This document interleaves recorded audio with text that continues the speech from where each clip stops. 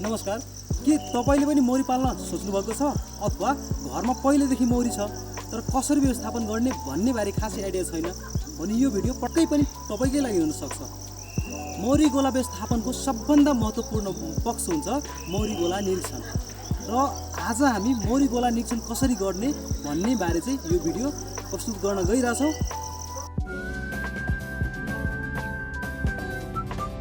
मौरी गोला निरीक्षणमा हामीले घार बाहिर र घार भित्रको मौरीको अवस्था जसमा चाहिँ रानीको उपस्थिति छ कि छैन, बच्चाहरू जसमा चाहिँ अन्डा लार्भा पिपा कतिको छ र खानेकुरामा पुष्परस र पोलेन कतिको जम्मा गरेको छ, सम्पूर्ण कुराहरू जान्नुलाई नै हामीले मौरी गोला निरीक्षण भन्छौँ। मौरी गोला निरीक्षण कहिले कहिले गर्ने त सामान्यतया हामीले उपयुक्त सिजन जति बेला चाहिँ मह बनाउने सिजन हुन्छ, हुल छुटेर जाने बेला हुन्छ, त्यस्तो समयमा हामीले 7 देखि 10 दिनको अन्तरालमा एकपटक हेर्नुपर्छ। अरू बेला सामान्य अवस्थामा 10 देखि 15 दिनमा एकपटक चाहिँ कन्टिन्यू नियमित जुन निरीक्षण हुन्छ त्यो गर्दा हुन्छ। र जाडो बेला हामीले महिनाको 1 दिन निरीक्षण गर्दा नि हुन्छ। र कति बेला निरीक्षण गर्ने त सकेसम्म हामीले मौरी गोला निरीक्षण गर्दाखेरि दिउँसोतिर मध्यम घाम भएको बेला चाहिँ निरीक्षण गर्ने हो। हावाहुरी चलेको बेला, पानी परेको बेला चाहिँ निरीक्षण गर्नु हुँदैन। मौरी गोला निरीक्षण गर्नलाई के सामग्रीहरू चाहिन्छ त? सर्वप्रथम चाहिन्छ आफ्नो सेफ्टीको लागि घुम्टी। र घुम्टीले चाहिँ हाम्रो आँखा र टाउकोको भागहरू चाहिँ सुरक्षित राख्छ। त्यसपछि चाहिन्छ पन्जा। घुम्टी लगाउँदाखेरि जहिले पनि यो तुना चाहिँ कसनुपर्छ। पन्जाले चाहिँ हाम्रो हात चाहिँ सुरक्षित राख्छ। त्यसपछि चाहिन्छ ब्रस। ब्रसले हामीले यदि मौरी फ्रेममा चाहिँ केही समस्या छ अथवा मौरी सार्नु पर्यो भने यो ब्रसको युज गर्छौँ। र धुवादानीको युज किन गर्नुपर्छ? धुवादानी युज गर्दाखेरि मौरीलाई शान्त बनाउन सक्छौँ र आफूलाई चाहिँ निरीक्षण गर्दाखेरि सजिलो हुन्छ। पछि चाहिन्छ निरीक्षण तालिका। जुन निरीक्षण तालिकामा मौरीको अवस्था कस्तो छ त्यो चाहिँ हामी भर्ने गर्छौँ। मौरी गोला निरीक्षण गर्दाखेरि ध्यान दिनुपर्ने कुराहरू, सर्वप्रथम हामीले आफ्नो पहिरन चाहिँ ठिक्कको लाउने, धेरै चम्किलो चाहिँ नलाउने र धेरै जसो सेन्टहरू पर्फ्युमहरू चाहिँ युज गर्नु हुँदैन। र मौरीको जुन प्रवेशद्वार हुन्छ त्यसको अगाडि कहिले पनि उभिनु हुँदैन, त्यसको दायाँ अथवा बायाँपट्टि बसेर चाहिँ निरीक्षण गर्नुपर्छ।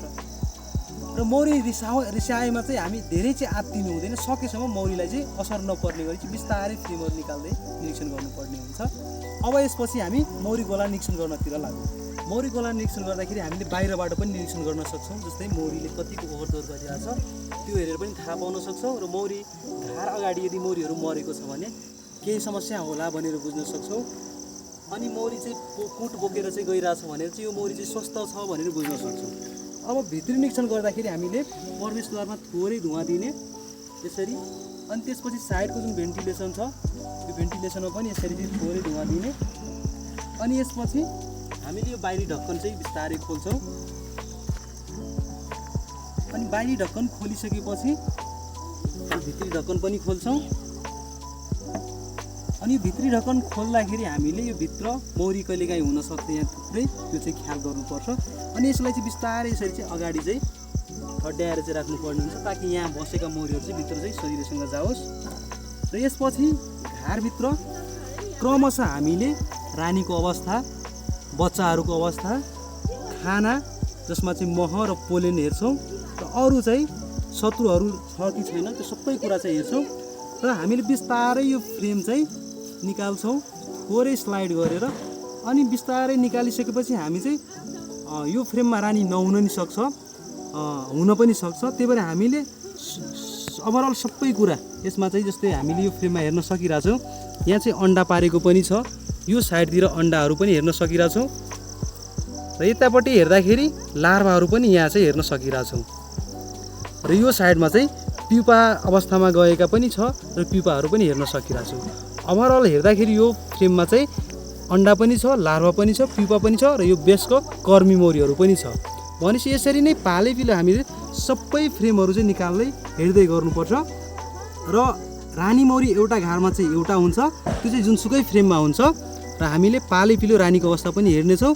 र खानेकुरामा जस्तै हामीले यहाँ हेर्न सकिरहेछौँ यो सबै चाहिँ मह जम्मा गरिरहेछ मौरीले। यसरी बिस्तारै अर्को फ्रेम उचाल्दा पनि यो फ्रेममा यसरी हामीले यहाँनिर पोलेन जुन कुट हुन्छ कुट पनि जम्मा गरेको छ। र यो फ्रेम हेर्दा पनि यसमा चाहिँ पिपाको सङ्ख्या एकदम राम्रो छ र कर्मी मौरीहरू पनि एकदम शान्त स्वभावका छन्। भनेपछि यो गोला चाहिँ मजबुत गोला छ, राम्रो गुण भएका गोला छ भनेर बुझ्न सक्छौँ। र यसरी पालैपिलो हरेक फ्रेम चाहिँ हेर्नेछौँ र रानी मौरी कहाँ छ, अन्डा पारेको छ, हामीले प्रष्टै हेरिसकेका छौँ कि अन्डा पारेको छ। अनि यसमा चाहिँ रानी चाहिँ पक्कै छ भन्ने कुरा पनि बुझ्नुपर्छ र रानी खोजेर यसपछि यो मौरी गोला निरीक्षण कार्य हाम्रो चाहिँ समाप्त हुन्छ। यसरी निरीक्षण गर्दै जाँदाखेरि हामीले एउटा फ्रेममा रानी चाहिँ हेर्न सकिरहेछौँ। यहाँ चाहिँ रानी मौरी छ र ओभरअल हेर्दाखेरि यो गोला चाहिँ एकदम राम्रो छ। रानी पनि अन्डा पार्नलाई चाहिँ कोषहरू खाली छ कि छैन खोजिरहेछ, एक्टिभ रानी छ। र यसरी हामीले मौरी गोला निरीक्षण गर्दै जाँदाखेरि यो घारको अवस्थाबारे चाहिँ कम्प्लिटली थाहा पायौँ र यो सबै कुरा हामी चाहिँ निरीक्षण तालिकामा चाहिँ लेख्नेछौँ, जसमा चाहिँ यो घारको अवस्था हेर्दाखेरि खानेकुरा पनि प्रशस्त छ, मौरीले पारेका अन्डाहरू पनि प्रशस्त छ, लार्वा पनि प्रशस्त छ र ओभरअल हेर्दाखेरि यसको ग्रोथ चाहिँ एकदम राम्रो छ। र यो पाँच फ्रेम मौरी भएको गोला चाहिँ एकदम राम्रो काम गरेको छ। र यसपछि हाम्रो यो निरीक्षणको कार्य चाहिँ यसरी ढक्कन लाएर यो निरीक्षणको कार्य यहीँ समाप्त भयो।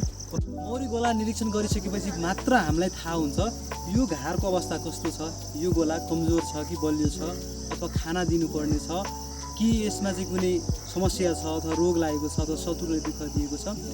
त्यो अनुसारको हामीले व्यवस्थापन त्यसपछि मात्र गर्न सक्छौँ। ओभरअल बुझ्दाखेरि हामीले मौरी गोला निरीक्षण नगरुन्जेलसम्म यो गोलाको अवस्था कस्तो छ भन्ने कुरा हामीलाई थाहै हुँदैन र हामीले त्यो अनुसारको व्यवस्थापन गर्न सक्दैनौँ।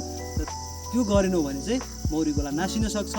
त्यही भएर मौरी गोला चाहिँ एकदम महत्त्वपूर्ण पक्ष हो र आफ्नो चाहिँ मौरी घारलाई चाहिँ नियमित रूपमा चाहिँ मौरी गोला निरीक्षण गर्नुहोला र त्यसपछि मात्र त्यो गोलालाई व्यवस्थापन गर्न सकिन्छ। यति भन्दै आजको भिडियो यहीँ राख्न चाहे। तपाईँहरूले आफ्नो प्रतिक्रिया दिनुहोला, कस्तो लाग्यो भिडियो। हस्त, नमस्कार।